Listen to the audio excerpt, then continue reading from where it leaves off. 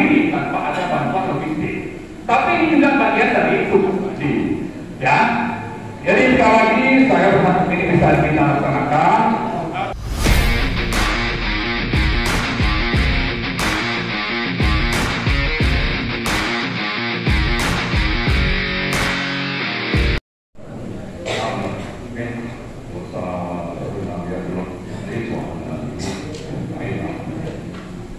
Ada beberapa hal mungkin. Yang pertama, bahwa kejahatan yang terjadi di negara kita sudah semakin meningkat level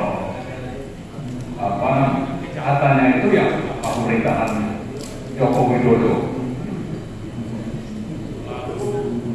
Contoh paling nyata dan yang ada di tanah sekarang adalah kejahatan melalui kebijakan peraturan yang terbit bahkan suatu proyek itu masuk kategori PSN. Maka terbitlah peraturan-peraturan yang menyatakan bahwa proyek swasta itu masuk PSN.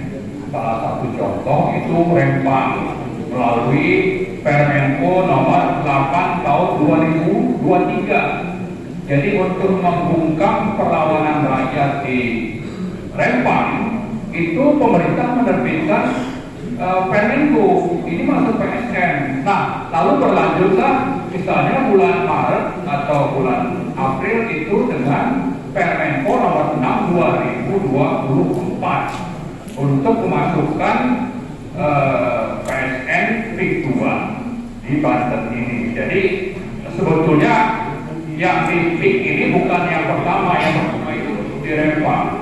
Nah, intinya adalah yang terjadi itu seperti yang di Pak Munarman. Jadi kejahatan tingkat tinggi yang dilakukan oleh negara dan korporasi melalui berbagai kebijakan dan peraturan yang didukung dengan seluruh aparat untuk pelaksanaannya. Jadi dimulai dulu dengan kalau dia dilaksanakan di lapangan oleh siapa? Oleh yang paling tinggi itu presiden, ada Menko, ada menteri, sampai ke level kelurahan dan RT. Ya, jadi nah, di sisi lain, kejahatan ini yang mestinya dikontrol oleh DPR sudah terkooptasi. Nah, tinggal termasuk juga dari yudikatif, apakah itu dari Kejaksaan Agung, KPK, atau polisi. Yang tinggal itu siapa? Yang tinggal itu rakyat. Makanya kalau saya sebut sudah berlangsung lama, misalnya kami dari posisi 100, ada Pak Narko dan sekian banyak pensiunan jenderal itu misalnya pada bulan Juli 2023 membacakan petisi 100 yang tuntutannya itu ada pemakzulan terhadap Joko Widodo.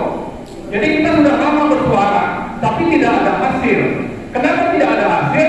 Misalnya kalau ada usul pemakzulan Jokowi itu harus dimulai oleh DPR. DPR itu sudah terkooptasi karena bagian dari tadi oligarki atau pelaku state corporate crime. Nah, sama juga dengan PSN ini, kita berharap DPR sudah tidak bisa. Maka oleh sebab itu kita sering melakukan demonstrasi di depan DPR, demonstrasi di depan MK, demonstrasi di depan KPU misalnya. Termasuk juga di sini kita pernah demonstrasi, ya berapa kali, terakhir itu 8 Januari. Kenapa kita ambil langkah itu? Karena harapannya tinggal itu, tinggal rakyat. Tapi ini akan ada hasil kalau jumlah rakyatnya itu besar, puluhan ribu atau ratusan ribu. Seperti dulu 212, isunya memang mengundang amarah rakyat dan rakyat harus menyatakan sikap, maka datanglah orang jutaan di sekitar Monas 212. Nah, ini isu PSN di PIK 2 ini sudah mungkin kurang memahami masalah, lalu rakyat yang diajak mungkin juga terbelah karena tidak paham. Nah, tapi di tidak juga dengan itu kita mengurungkan niat untuk melakukan aksi. Karena tadi kembali lagi harapan kepada penyelenggara negara itu sudah tidak ada, ya. Tinggal anda kita ini mau nggak kita berkorban sedikit, mengajak teman-teman lingkungan kita untuk melakukan aksi melawan rezim pelaku kejahatan kriminal yang sistemik ini. Kalau memang tidak mau, ya tunggu nasib saja, gitu kan? Seperti Pak Narko bilang tadi, ya bisa saja nanti kita seperti di Singapura ada orang Melayu jumlahnya makin sedikit, sementara di pesisir utara Banten ini yang berkuasa adalah Cina dan orang-orang Cina yang memang didatangkan dari sana.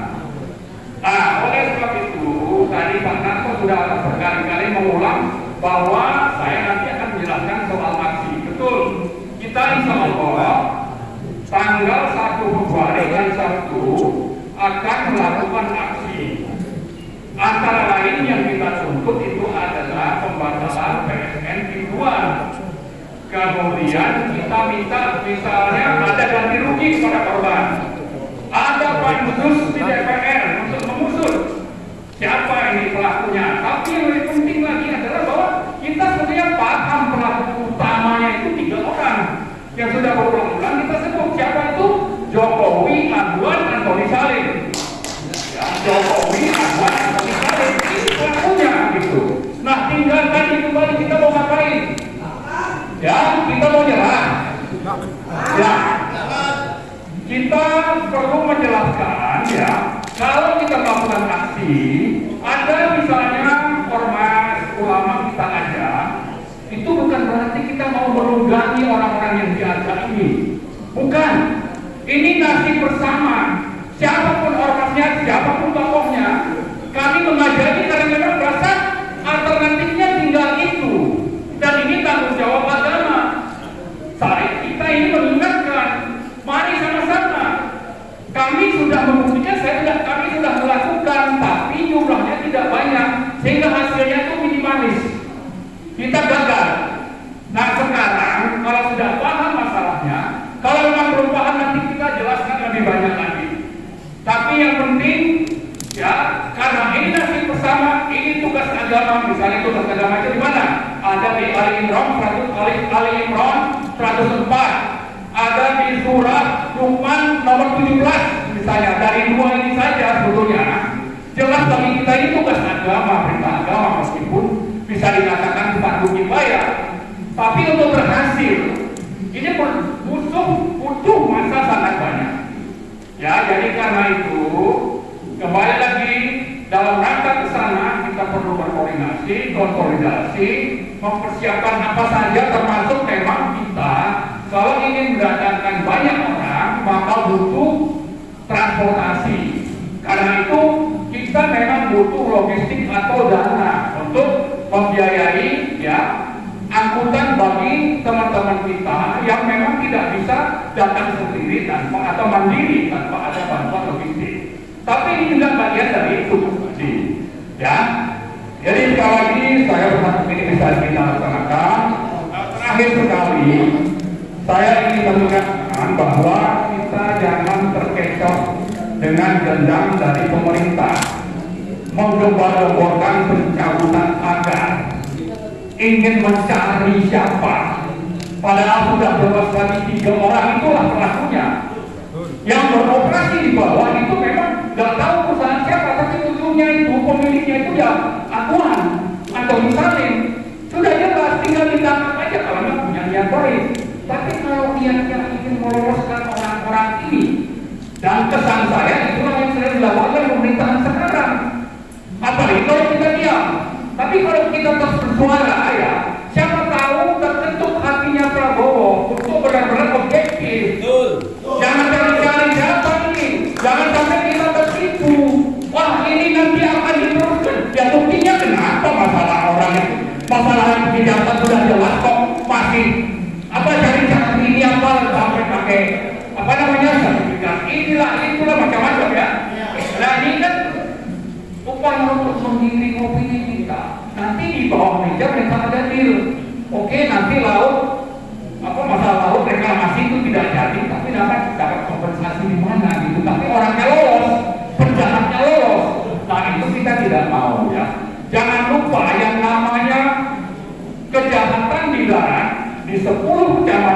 yang bisa membebaskan sekitar 10.000 hektar ya, tanah negara dan tanah rakyat, ditambah ribuan hektar di pantai yang akan direklamasi. Itu satu paket, pemiliknya sama. Jangan lupa itu, dari 1.500 hektar saja reklamasi laut, karena ada plan yang menunjukkan bahwa harga per meter dari tanah yang hasil reklamasi karena menghadap pantai, menghadap laut ini harganya per meter 60 juta. Jadi kalau ada 1.500 hektar, itu untung bagi mereka. Ini sudah potong menjual siapa, ada biaya apa, untungnya itu sekitar 900.000 dari hanya 1.500 hektar. Sehingga uang yang sangat besar ini bisa mengendalikan siapa saja, termasuk orang-orang di parlemen, orang-orang di partai, orang-orang di pemerintahan, sampai ke level RT RW dan lurah. Maka tidak heran kalau ada lurah itu punya mobil mewah berapa banyak, ya. Itu karena itu hasil itu. Jadi saya kira itu saja harapannya, nanti kita peduli dengan nasib kita ke depan. Mari berpartisipasi dengan aksi itu. Mudah-mudahan Allah menolong dan meridhoi rencana kita ini.